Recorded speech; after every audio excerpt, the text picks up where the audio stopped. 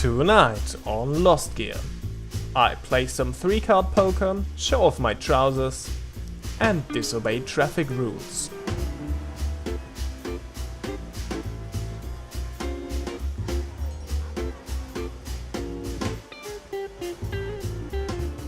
Today we'll take a look at presumably the fastest road cars in the world.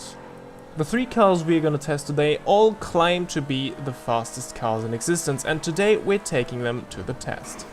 Competing today we have the Dewbauchee Vagner, a car compiled by some of the best open wheel designers in history, and we've already seen how quick the open wheel cars were. And then there's another battle we've already seen in our open wheel test, the battle of Progen versus Benefactor. Both sent their fastest road car into this competition as well, the Benefactor Krieger for the German manufacturer, and Progen sends their ultimate hypercar, the Progen Emerus. Will this end just like the open wheel episode when Benefactor ran away with it, or can Progen get their sweet revenge? Or will the Vagner, as the third competitor, take all the glory today? Well, we'll see right at the end. For now, let's compare the prices first. With just over $1.5 million, the Vagner is the cheapest of these 3.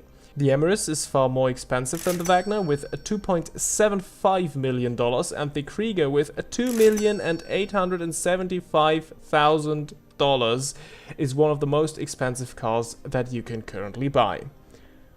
Well, you didn't really expect these cars to be cheap, did you? Next one up, let's see how you look when you pull up to the front door of the Diamond Casino to join your fellow high roller friends for some 3-card poker and chill, shall we? Well, the Vagner will certainly gain you everyone's attention, but it'll be surely raising some eyebrows due to its interesting design.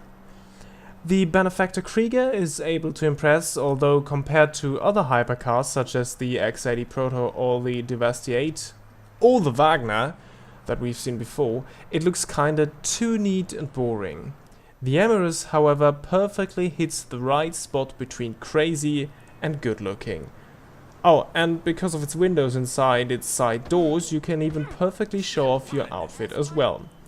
So if you want to show off your goofy sweatpants, go ahead and buy the Emerus. Now, we've seen how expensive these cars are, so you definitely do not want to crash them so that you don't have to pay the repair costs.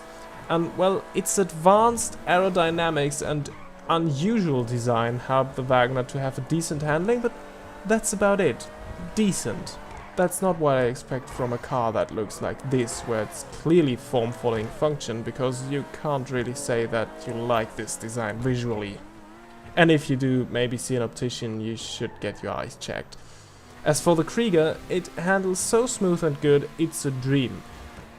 It can't even get unsettled or anything, it handles almost as beautiful as your average open wheel car. And well, the Emerus? It looks like a beast that's hard to tame, and well, it is exactly that.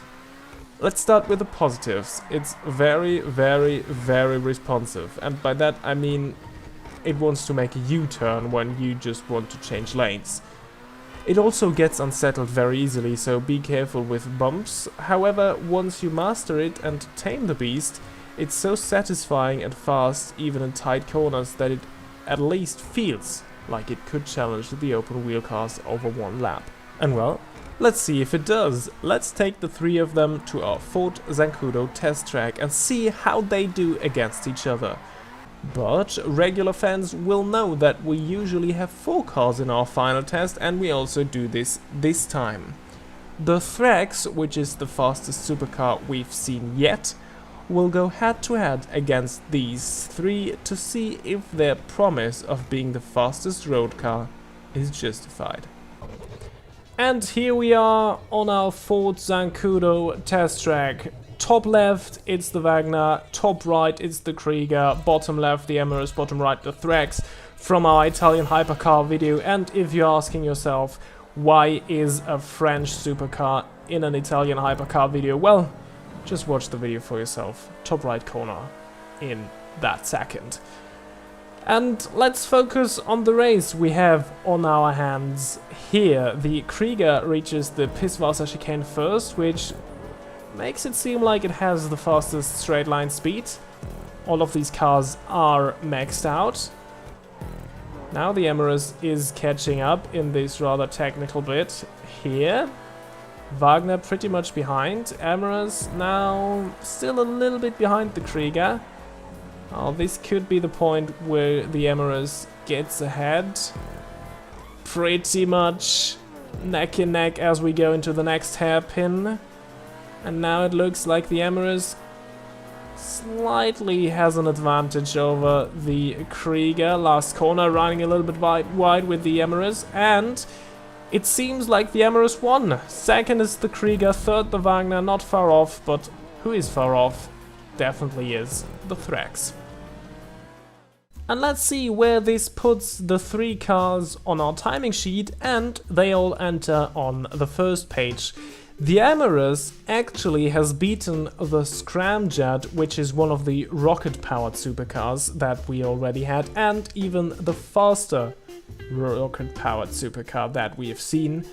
The Krieger and the Vagner both beat the Rocket Voltic as well, but this is something we'll talk about in a second.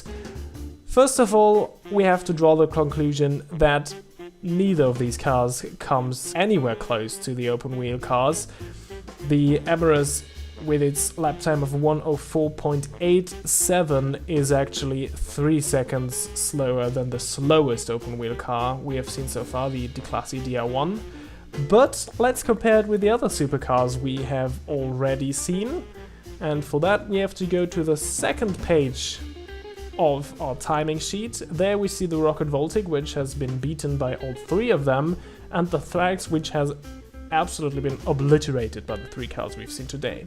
They are also faster than the ETR1, the Dewbauchee 8, the Tazeract and the X80 Proto, which are the other supersports cars that we have tested so far.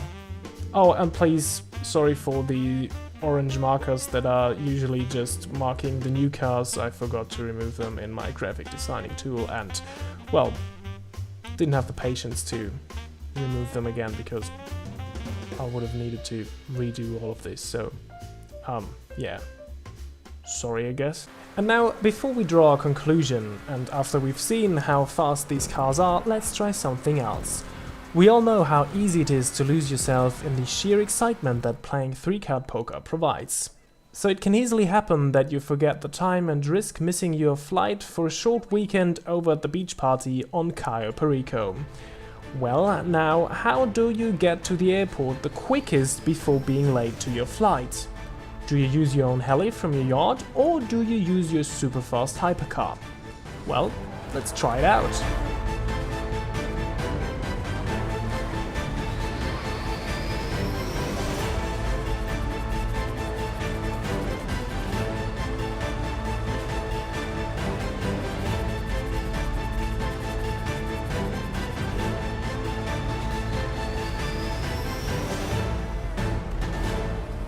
Well, and as we can clearly see, we could not beat the Heli. With neither of the cars, by the way, so that's a little bit disappointing. Well, let's jump straight to our conclusion.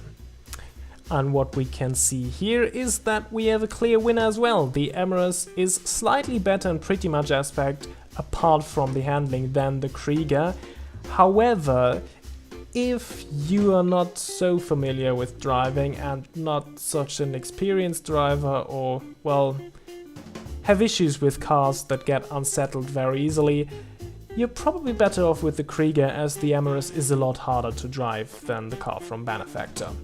And well, the Vagner, although it also was quite quick, it was the slowest of these three, and well, in pretty much every other aspect, apart from the price, it was worse than the other two. So if you have the money, you better go for the Krieger or the Emerus. Well, and remembering the lap times, if these cars can't beat the helicopter, no car can. And on that wisdom, we end our show. Thank you so much for watching, leave a like if you enjoyed the video and subscribe if you want to see more. Don't forget to leave a comment with which cars you want me to feature next. Until then, goodbye!